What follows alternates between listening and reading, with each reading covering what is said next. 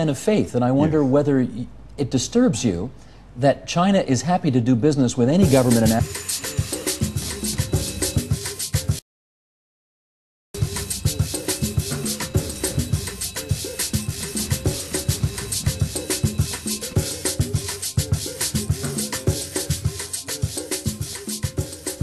What am I supposed to look at? Which camera?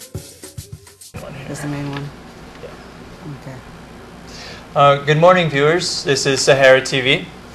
I am with Atim Annette Oton. She is a Nigerian Board Award-winning writer and architectural designer, visionary thinker, and entrepreneur.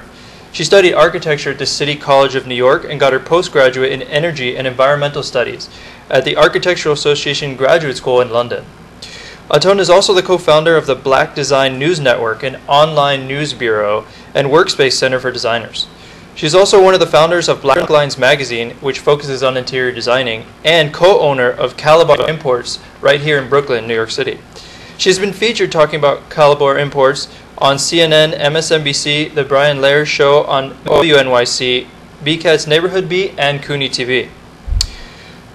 Besides being a member of groups such as the National Organization of Minority Architects and the City College of New York's Architectural Alumni Group, Oton is also a board member, vice president, and chair of the Economic Development Committee of Committee Board 8 in Brooklyn.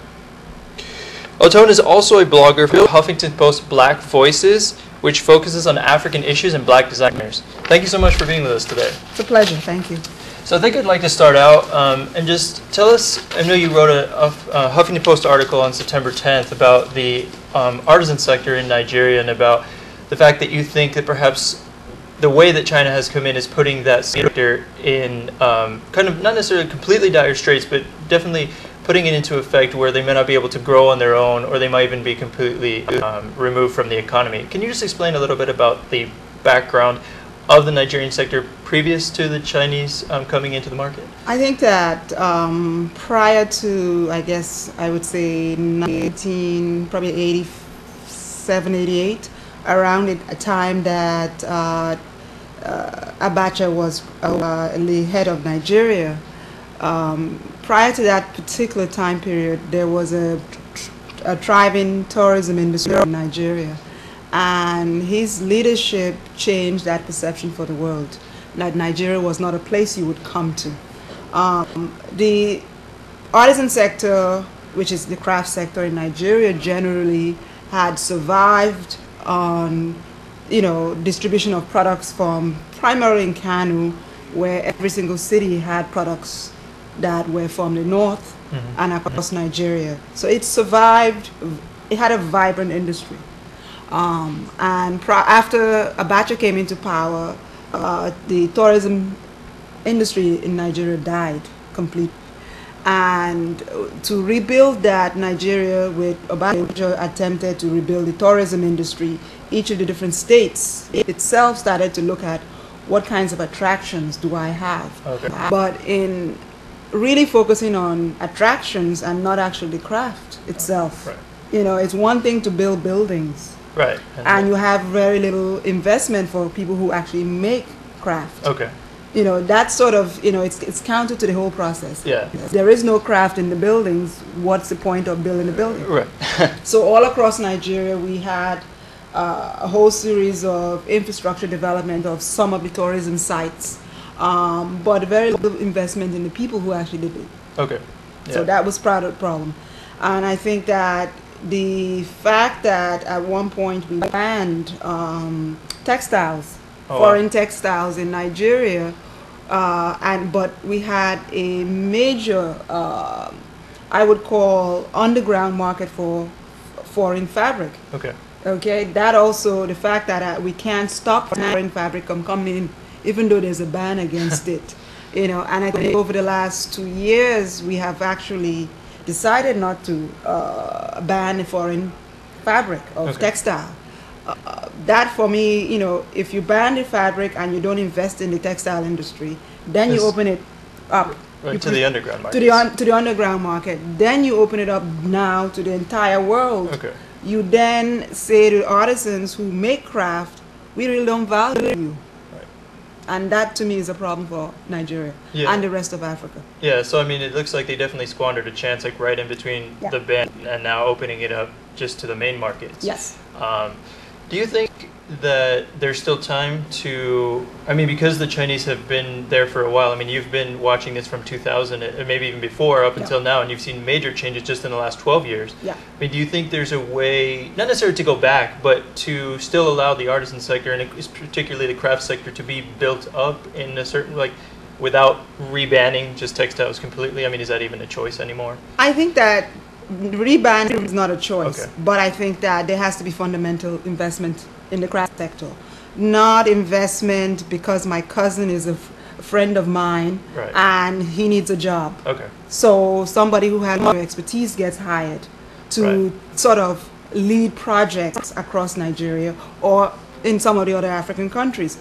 I think that we really need to sit down and look at who's working in the artisan sector, who actually is the expert, who can actually transform the industry. If you look at South Africa, South Africa's craft sector has developed. Ghana's craft sector has developed. Kenyan's craft sector has developed. Nigeria, you know, there has been a primary focus on oil. And, you know, nobody wants to say that oil will ever disappear, but we need to diversify our economy. And the richest part of our economy actually is our craft sector, and we're not focused on it. It's not investing. Yeah, I know some of the Middle East countries now, particularly the oil producing ones, have actually taken some of that money and done different things like you've been talking about, like moved away from the oil sector so they know that one day perhaps we won't always rely on oil and we already have booming sectors behind it so that our economy just doesn't go from one day to the next and fall off. Do you think that they're, like the Chinese investment now into the country and doing the markets with crafts, is it different than perhaps past governments in Western countries that have been involved in the country in any way? Is it somewhat similar? Are there differences that you see? I think it's very different. I mean, mine sort of, you know, for the last, I guess, 40 years of my life, there is a big difference. I mean, when England was part of our colonial heritage, when England does a loan to us, it's probably market rate. When China does a loan to us, it's 2.5%. You know, I mean, when you look at that number and you say to yourself, 2.5%. I mean, there's just a recent deal with the railroads in Nigeria for about $600 million at 2.5%. Who gives that kind of rate in quote-unquote market economy? But I think that we as Africans also must be a little bit concerned that, you know, why do you want to give us a loan at 2.5%? What are you hoping to achieve? Is it full penetration of our markets? Is it buying all that we have as resources? So there has to be some, I would say, moral balance to this relationship. It's not that we want you to come, our markets are open to you completely. We just have to make sure, in the same way, if you look at the Niger Delta problem started with the government having relationships with foreign countries, but there was no equity given to the people whose lands were ravaged. You know, so we have to sort of think that we are moral people. Deep down we are, you know, as immoral as we have been sort of contemplated with the world. We really need to think about, you know, if it's not mobile oil, if it's China oil, what does that mean long term? You know? Have you seen anything as far as investment? I know, like, in the country, China's doing a lot of different things actually right now, but do you think there's room in the craft industry for maybe the employment of Nigerian workers where the Chinese company would they would come in, set up the warehouse, maybe build the workshops, but then hire Nigerian workers, craft industry workers, to do things like for the Nigerian market? Or do you think it's really not set up? Is there a benefit for China to do that you might see, or would they consider I've already seen it happen prior. I would say around 2000, and when I went into Calabar, where I was born, I went to the export free zone EPZ in Calabar, and there was a Chinese company running a furniture company, teaching skills to Nigerians in furniture making. The only problem with that whole concept was that a lot of the furniture was made for export. So to me, you know, you have a country of 150 million people yet we are sort of importing everything from the rest of the world, Right. but we're not producing enough for Your own consumption. for our own consumption, or the just country. the fact that you have 150 million people. Right. Yes, we do need to export, but we also need to develop skills for the country, Right. long term. Yeah, that the country can then benefit from inside. I mean, Yes. if all the people, they're great at many things perhaps, but they're focused on outside markets. I mean, that's the danger of the craft market that I see across, whether it's Ghana, it's South Africa.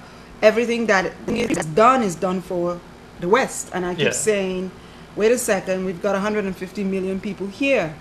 And can we sort of grow the industry and develop products that are more or less for us? Right. Why is the West the primary source? Just because the West may have more money or what appears to be more money. Mm-hmm. For me as a Nigerian who has a business there and a business here, a credit card is not cash. Right. So the That's West true. does have credit cards, but Nigerians have cash, and that to me is money, Yeah. more valuable money than credit cards. Yeah, I mean that I can see that as also a reflection of the way a lot of businesses do here. I know you compared similar what you would see in Nigeria with the way that some of you mentioned the jewelry wholesale district here in Yeah. New York and other districts in the fashion area here in New York. A lot of them choose to deal in cash because of I think what you say. It's just easier to deal and it's money. At the end of the day, you're getting that amount. From Well, the people I think it's not just the ease of it, but it's really as someone who's raised in Nigeria, you know exactly what a dollar is. Okay. Okay? A credit card doesn't define a dollar. True. And, at the end of the day, besides the fees and everything else, you really are not spending your own money. Right. You're borrowing it. this money. And, as Africans, we borrow, but we don't borrow cash. We don't borrow credit cards. Right. So there's Yeah. a commitment to that concept. I mean, I think those are the dangers for us as we sort of join the rest of the world in the credit card industry. Mm-hmm. So going off what you mentioned about the export before, I know you've talked about the African Growth Opportunity Act and how that's it's not exactly balanced. Like it seems like it's fair when you look at some of the things, but then you realize, like you were saying before, that a lot of it's focused on we're giving money, but we want you to export. Yes. And so I guess you could explain a little bit more about that for some of our viewers, perhaps they don't know the best. Well, it's an act that was enacted by Clinton to promote African products in the U.S. That's Okay. the primary mission.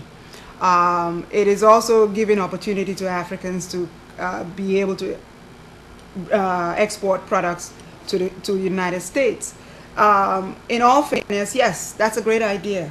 The reality of it, for me as somebody who's African watching the process, is I find more American companies based in Africa doing the business. I happen to be lucky or unlucky that my mother's American, my father was Nigerian. I have an American passport, so I have access to creating a company in Nigeria to export to the United States. Okay. Right. Okay, under the African Growth Act. Right. Okay, which is if it's going to be in the craft sector, for instance, and that gives me, if I don't choose that path. Right. I'm very clear about my politics, because that path allows an American company to base itself in Africa And just export. and export without any taxes, Wow. without any fees. So yes, you are going to have people who are Africans, Right. but the prime holder of that business is an American. Right. So what opportunities exactly have you created for Africans? Yeah. There's no ownership of the company. Of the company, the products aren't staying. The government's not even at least getting like some benefit in the way of fees or taxes, so that maybe the town around it, I mean, there is, everybody who talks about it talks about how the fact that certain communities would have had no work opportunity. I do agree, technically. Right. But in reality, for me, it's who owns the company. Right. And I'm as someone that I'm viciously African. I wanted to be an African person owning the company. And another thing off that is like maybe that's a way to start. Yes. Like when you come in and okay, it's owned, but is that fair to the long term? Like, does it mean that they need to be owned and operated in the same way for 20 years? Like, okay, you're here now, but aren't you going to do more down the line? And you know, shouldn't you show a bigger investment considering that you're operating in our country? Like, what are you doing? Yeah, you know, people should be asking, what are you doing for us? You know, you've been here for 10, 15, 20 years, maybe even longer. And so. Yeah, I mean, I mean, for me, there is the private sector model, and then the other part that everybody accuses Haiti of, which is the charity sector. Right. Within the African Growth Act, that is the second opportunity space. And those charities generally are owned or operated by non-Africans. Okay.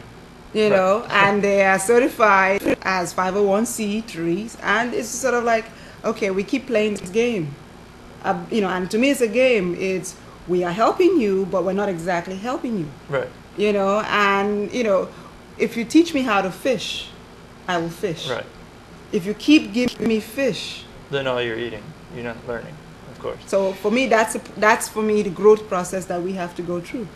And we as Africans have to sort of say, okay, it's time to figure out what we value. Right. What's important to us. Okay. Is it about our community growing holistically so that at the end of the day, you know, I mean, I would say at one point, I used to sort of say this to a lot of people, when the British came, they gave us a language. When the Americans came, they gave us opportunity to imagine an immense amount of democracy and growth. In a history of chiefs who never understood, or kings who never understood democracy. That's our history. Right. So how do you change us to be democratic? Right. You know, from a background that when we have really none of those histories. Right.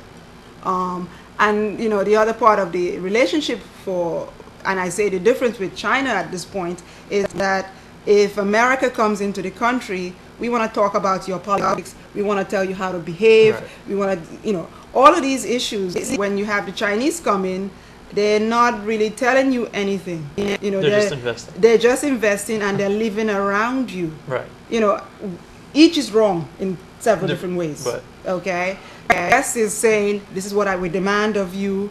The East is saying, we're not going to demand anything, but we're going to give you low interest. Right. So each is seductive in several different ways. We holistically have to figure out, you know, if we're going to deal with the Americans or the British or the French or the Russians or the Chinese, what do we get out of these? Yeah. And I think the difference for African leadership right now is we're heading to the Chinese, because we've historically been tired of the politics of the West. The West. Yeah. You know, democracy at all costs, not understanding we don't really have a history of democracy. Right. You know, I take it as an African. If you go to any village in Africa, the chief gets the best food, he lives in the best house. That is our history. Right. So, you know, we will modernize it, but on our own terms. Right. It has to be from where your feet were started. Yeah. Speaking on the culture aspect, do you see anything? I know recently there's been some talk about like secondary schools and things like that starting to teach Chinese language and learning about Chinese culture. I know up to a point, like obviously people that you're dealing with in trade in countries that you are working with and getting to know, you obviously want to learn culture, but do you see it like one-sided really? I mean, you never really hear about like people learning of African culture or maybe Nigerian languages. I mean, I guess the main language being English, but what about Nigeria's history and culture? I mean, is that being taught to Chinese, for example, as they come in too, or is it really well, I mean, I'm mixed about both. Okay. I mean, I grew up in Nigeria having to learn French because all our neighbors were French. Okay? I think that's valuable. Okay. I did some consulting for Nigerian schools about 2 years ago, and one of the things that they didn't have was Chinese. You know, yet they were going to be the best school in the world. Right. But they took a Malaysian model as part of their curriculum development. Okay. You know, and I said, well, here's the problem. If you expect this, you know, the graduates of this school to go out into the world, what about looking at languages that they will have to talk in, speak in, communicate in? So Chinese, French, German, Italian, also Spanish was the classes that we did. Is Chinese education important? Yeah, absolutely. Just as in the way that how Nigerians as a culture we think and we process is important. Right. I think that the Chinese are more cognizant than anybody else to learn our culture. Okay. And That's I say good. cognizant. Yeah. I have less comments from Chinese people about Nigerian culture. Right. Okay, I have comments about Nigerian fraud, which is a general perspective. Right. Yeah. But there is no, I haven't had someone tell me there is a difference between somebody who's from the south, the north, the east. Okay. Those differences I will hear from someone who's Chinese. Right. Because they actually take the time to listen. Right. And they're observant. I find the east is more observant. The west is a little more less observant. So that's actually a really good step. I mean, if that continues onward, then it actually will be a mutual partnership in the sense of like, yes, the Chinese are coming in, you're learning their language and culture in the schools, but also the Chinese are taking the time to know all of Nigeria and the different cultures and aspects that exist there and in the history. I think the difference is that the Chinese live in our communities. Okay. Okay, that's a fundamental difference. I see the West who live around us. Right. The Chinese, anytime, anywhere in Nigeria you can see a Chinese person on a motorcycle. Okay. Very few times, once in a while, you see someone who's Western on a motorcycle, and we all turn around and we look. And those differences are interesting. Okay. It's really about culture. Yeah. It's about, do you come and impose or do you come and blend? Right. And I think so. There is a danger in blending also, because it's still Nigeria at the end of the day. Right. Do you think Nigeria will benefit as China's rising as like a power in the world and Nigeria benefiting through trade and stuff? Do you think that will allow the country to raise its own profile within Africa, having those perhaps strong trade ties, and it will build its own economy, allowing Nigeria to grow in that aspect? I think Nigeria has always been the, and I'm trying not to be as arrogant as Nigerians always have this perception of, but we are really, based on our population, based on the oil wealth, one of the powerhouses of Africa. Absolutely. The additional influx of trade and funding from China will help us. Okay. We've spent, one of the conversations we have periodically is that during, I would say, after the first presidential or democratic government in the 80s, and probably the return of democracy, quote unquote, into Nigeria in the 90s, we basically lost about almost 2 decades. Oh wow. Okay. Okay. So all of our infrastructure, all the things we should have developed, we lost. Okay. Okay. So we have sort of 10 to 15 years to make up. Okay. Because I see the difference. When I go into Ghana, we don't have very few times where I have, electricity failure. Right. Okay. Nigeria, which has all this oil, you can't get a night or full day without a power failure. Okay. It's for us as Nigerians, it concerns us, because the question is, where is our wealth going if we can't even get light in our own house, if our roads are not done? Those basic services and basic infrastructure need to be built. And we've had a lot of contracts given to different Nigerians who have basically squandered the money. Right. So if I have to have China come and build a railroad, then I question it, but if it gets built, it's built. It's built. It's built, yeah. Rather than somebody pocketing the money, which is the notion that all of us as Nigerians are very concerned about.